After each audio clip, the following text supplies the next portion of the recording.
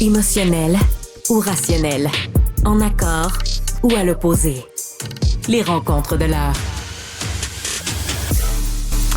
Joseph, bien sûr, tu veux revenir sur ce sondage léger sur les intentions de vote au provincial, mais tiens, d'abord, toi qui as vécu, qui as suivi de très près là-bas à Paris les Jeux olympiques, 2 minutes après la fin de la cérémonie de clôture, tous les médias plient leur tente et sacent le camp.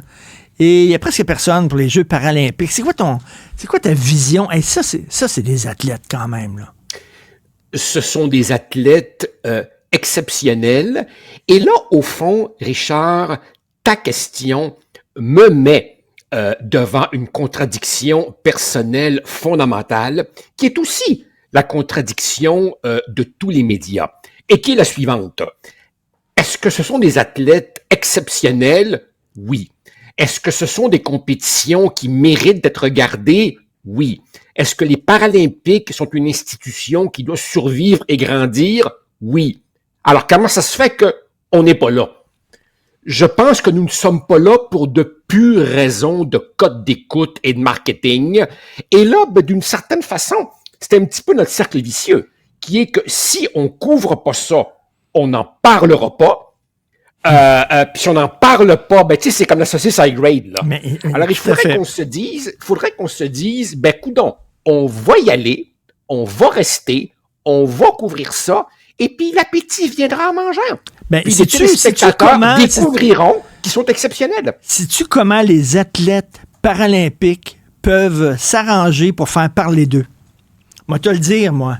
Vas-y. Les athlètes masculins devraient se maquiller. Ah là, on en parlerait parce qu'on triple là-dessus. Et les athlètes féminines devraient porter le voile. Là. Tu sais, on est hypocrite. On dit qu'on aime la diversité. Mais tu sais, ça, c'est la diversité, les Paralympiques. Oui. C'est la diversité en tabarnouche. Mais non, c'est la diversité sexuelle qu'on aime ou religieuse. Oui. Mais tu sais, c'est comme... Ouais, on aime, exactement, certains aiment la diversité telle que eux la définissent. La diversité qui conforte leur discours idéologique. Mais effectivement, nous, les médias, avons un sérieux examen de conscience. Évidemment, nos patrons diraient « Wow, Facal, énerve-toi pas, là. Il y a le coût des chambres d'hôtel, il y a les repas, c'est cher et tout. » Bon, d'un point de vue gestionnaire, qu'est-ce que tu veux? Je comprends qu'ils aient des choix à faire. Mais est-ce que ça vaudrait la peine de couvrir davantage ça? Oui et oui.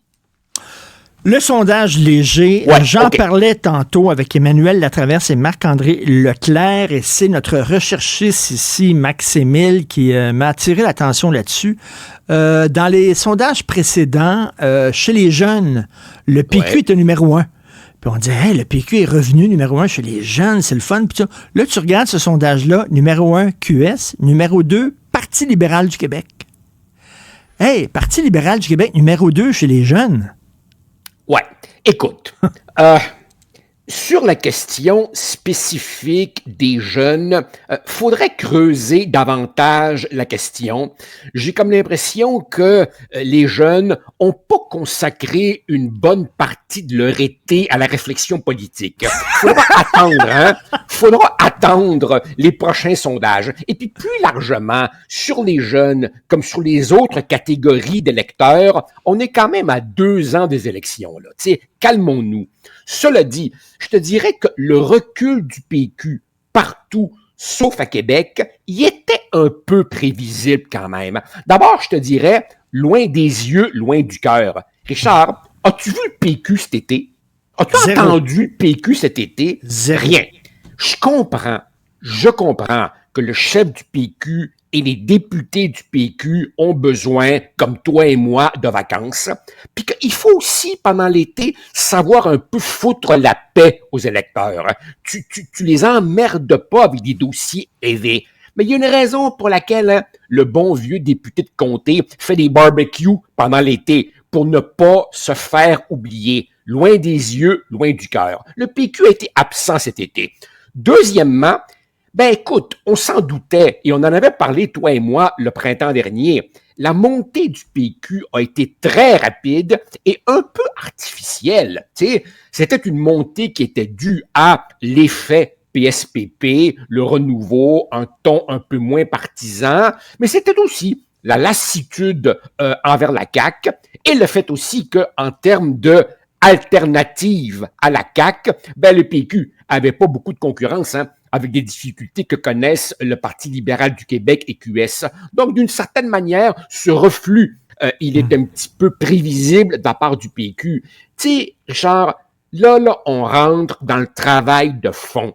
On est en septembre, on approche de septembre 2024. Est-ce que tu réalises, Richard, que la dernière fois que le PQ a gagné les élections majoritaires, c'était en septembre 1994. Ça fera 30 ans.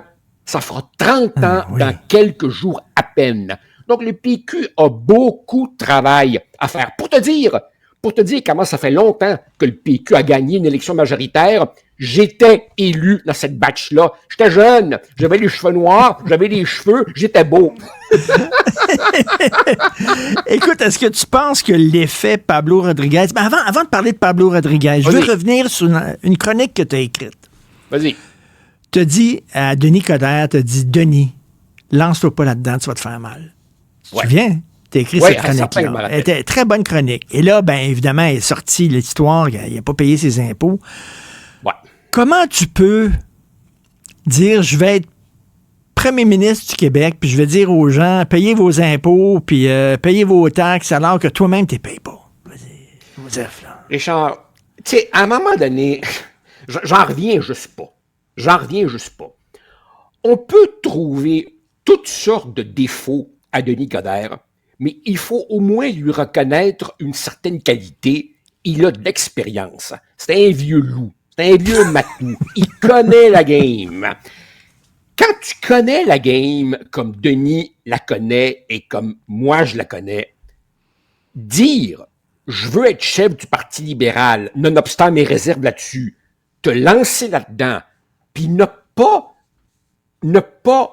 prendre soin de t'assurer que tu n'as plus de casseroles qui font dégueuling, puis traînent, ne plus entendre de squelettes à ton placard. Écoute, tu vérifies tes affaires, là, tu sais. C'est pas un ticket de stationnement d'il y a 6 ans, là. C'est ne pas payer ses impôts. Ça n'a pas de bon sens. C'est une erreur de débutant. Ça n'a juste pas d'allure. Attends, pour le reste, restons calmes, là. Tu as 6-7 candidats, là, dont les noms circulent. Le premier est à 10%. C'est Denis Coderre. Pablo Rodriguez est à 8%. Mettons qu'il n'y en aura pas de sauveur au Parti libéral, hein?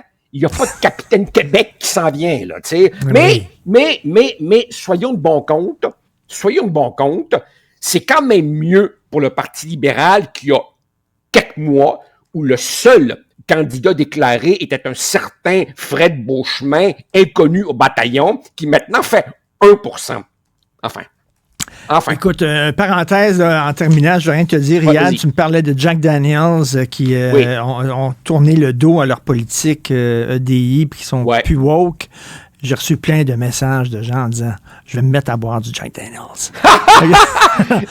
Richard, tu sais que à un moment donné, j'étais absolument tanné, je le suis toujours, par les maudits Marvel au cinéma qui m'emmerdent royalement et qui devraient emmerder tout cinéphile qui se respecte. Et j'étais en train de lire comme ça et je tombe sur un producteur à Hollywood qui dit « If you go woke, you go broke ». Autrement dit, en dessous de l'effervescence, il y a une majorité de moins en moins silencieuse qui en a ras-le-bol de ces conneries-là. J'avais entendu parler « Once you go black, you never come back », mais là, c'est « If you go woke, you go broke ». C'est bon. Joseph, salut. Salut, bye.